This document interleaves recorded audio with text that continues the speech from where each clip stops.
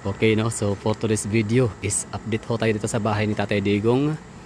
So as you can see, may mga tao pa rin dito nga na nakatambay, nakaantabay, nagbabantay. So entrance pa lang, no?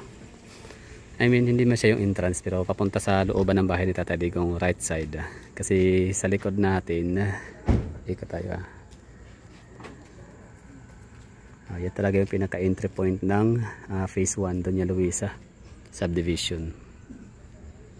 So ito yung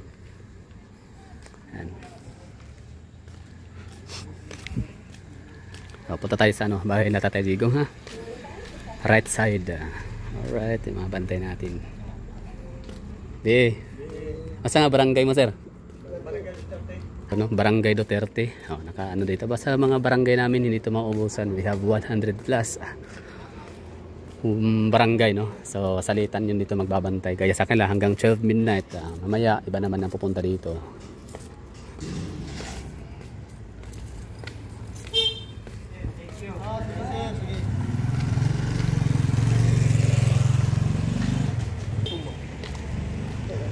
Diba? Dami pa rin tao dito. So shout out kay General Torre. Yan. So in your dreams, no, na maubusan ng tao ang lugar ni Tatay Digong. So hindi yan mangyayari. Kumbaga no, kasama na to sa aming daily routine ng mga taga Davao na mamasyal dito, tatambay, ganon, kwentuhan, socialization, makipag-socialize, no, sa mga kapwa Davaoenyo, kapwa DDS. Sa mga nagsasabi dyan na paubos na yung support ng mga taga Davao, nagkakamali kayo. Kasi sa totoo lang, hindi lang taga Davao ang nagpupuntahan dito, maging mga taga-ibang rehiyon, probinsya, taga-ibang syudad, for example Cagayan de Oro City, mga taga Misamis, taga Zamboanga, Cotabato, Marawi, Maguindanao. Dami na pupuntahan dito, no? Bumibisita para lang makita ang or para lang maipakita ang kanilang suporta sa mga Duterte. Diba? So yun po yung natin dito, sitwasyon. So dated today pala, it's a Black Saturday, it's April 19. Time check 9:11 ng gabi.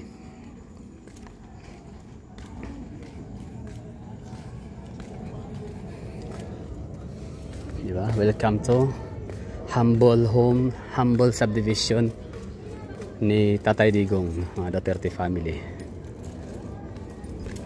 Mga tao dito, no? Sa Motsari lang makakarating dito. Mix, no? Ayan si Padrones. Padrones dago. Yan sila mga active. Di na ako si Padrones ngayon. Kabrader. Asa timong daling channel ay? Kabrader. Kabrader, no. So minsan natin yan i-share ko yung mga live dito kasi isa to sa mga mga talagang nakaabang dito ako. For example, di naman lagi. Kumbaga may mga street 3 days 4 days di makabalik, no. Kapag ako'y tamad talaga yan. Pero dahil ito si Tito Tans, ito si Padrones, at kung sino-sino pa dito ng mga nagla-live streaming, yan, sinishare natin yan para sa mga naghahanap talaga. Kasi iba ang live sa video lang. Iba sa vlog. Iba actual talaga siya. So ito kabrader, as in brother. Kabrader yan. Brother sin Bisaya na brother. Mubalik ra ng mga subscribers. Mubalik na siya. So unti-unti po silang bumabalik. Pero pag ako i-search ang Padrones, magawas ka brother. Magawas. Basig ko ikaw na impostor. Basig impostor ni. Kung ikaw gid ay ko siya gid. Kaso nga lang kung kang nawala. So okay. Now I know. Sige, agay sa ko diya. Sige. So March 13. Yes, March 13 nagsimula nung binantayan or dinagsato ng mga Davaoenyo itong lugar dahil sa intel report nga na isa-search warrant ng ni Diwata itong lahat ng mga Duterte houses sa Davao City. So syempre ang mga taga Davao nagagather sa lugar para makiasyoso, no, at first makiasyoso. Tapos ang malaman yung balita na ang intention pala ng search warrant na yun is possible na mga planting evidences, no, or plantation of evidence, no. So mga tao syempre nagmamahal sa mga Duterte, nagagalit, diba? O tsaka di pwedeng hayaan na lang, no, na magwagi sila sa kanilang gagawin. So ang mga tao dito kumpulan. So ang purpose ng kumpulan dito hindi dahil para sa sila ipigilan na magsagawa ng kanilang search, kundi dito yung mga tao kumpulan para magbitbit ng mga cellphone, hawak mga camera para kuhanan ng footage, no, or i-document yung kailang mga pinagagawa. Kung meron man silang mga irregularities, so at least man lang pagdating sa panahon na magkakasuhan, meron pang merong magagamit, no, ang mga Duterte family sa pagsampa ng kaso, no. Mayroon silang magagamit ng mga footage evidences. Yun po yung purpose sa mga tao dito na bakit nag-vigil, kasi kailangan hindi to pwedeng tulugan ang lugar, no, kasi maaring atake sila dito, lulusob sila ng mga tao itulog, no. So kaya ang mga tao dito naglagay ng tent, dito na natutulog yung iba, dito napapahinga, dito natutulog, no. Tapos ako for example madaling araw ko napupuntahan dito lagi. So ulitin natin, March 30 nagsimula ang speculation, no, yung mga hearsay, intel reports, yun nga na lahat ng mga Duterte houses ay isi-search. So March 13 ibig sabihin isang buwan na nakalipas. So April 13 nagwa 1 month na, no. So it's April 19 na ngayon. So ibig sabihin na 1 month and 9 days, or ibig sabihin 39 days na nakalipas. So ito yung ano natin dito, series of vigil. So kailan ba matatapos ang vigil na to dito? Ang sagot ko dyan is kapag makauwi na si Tatay Digong mula sa Dahig. Tapos syempre mayor na rin siya. Unang-una tapos na yung eleksyon, May 12, no. So resulta na yung natin, PDP laban Duterte senatoriables, no. So pasok na sila lahat.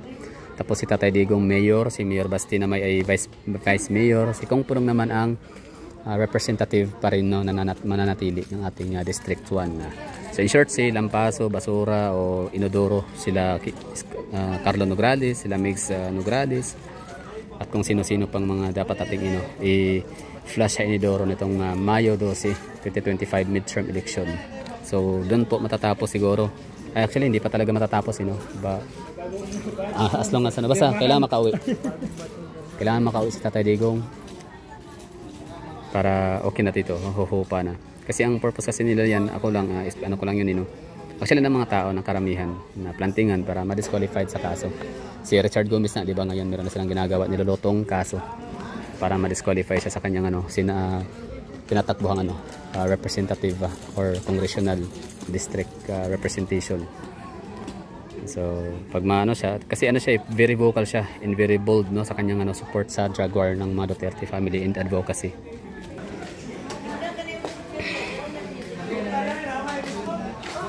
So mga tao dito mixture, no, ang iba bisita, drop by, side trip, tapos drop by, side trip, ang iba naman ay taga rito lang talaga malapit, tapos iba naman ay barangay, no, sa Salitan.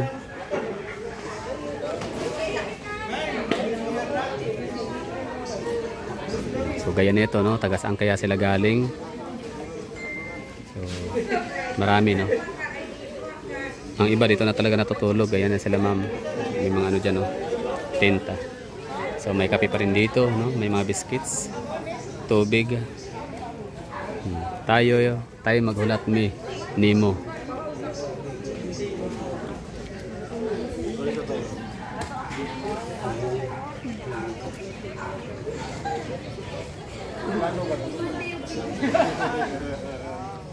So 39 days na nakalipas, no?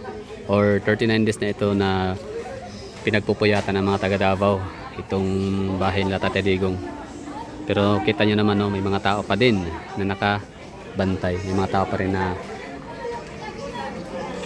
nagvo-volunteer, may mga tao pa rin na dumadaan dito, bumibisita lagi.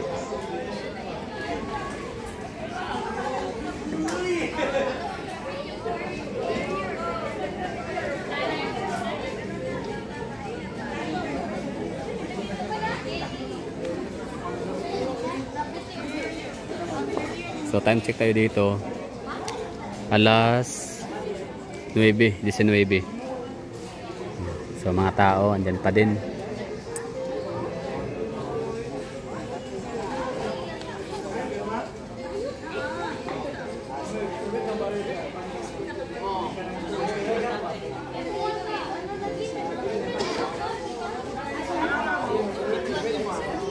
Sige, lapit tayo dito.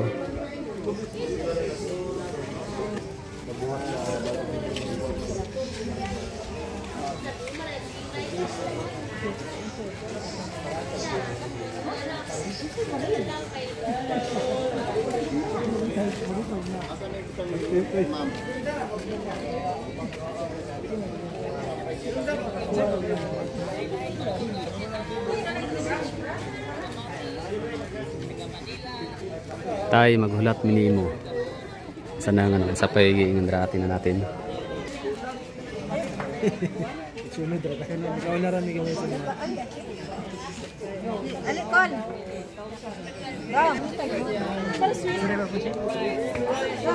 Tayo maghulat minimo hangtod pag uli nimo.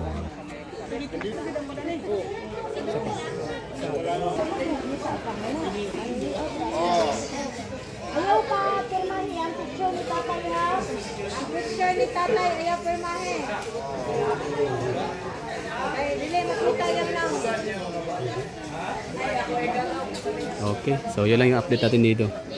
So tuloy pa rin ang ating mga kababayan na magdagsa sa lugar, bumisita at magpa-picture at magpakita ng kanang suporta, pakita sa buong mundo ang kailangan unwavering in the unconditional love and support sa mga Duterte family. So yun na kayong pinaka-list na very list na magagawa natin in return or in response sa kanilang ginagawang sakripisyo din, pamilya. Isipin mo yun, buong pamilya nila pinanganak sa mundo para maging public servant, diba? So, alam niyo naman sa politics, napahagulo, delikado, pero wala, yun talaga yung calling, bokasyon. Okay, so that would be all.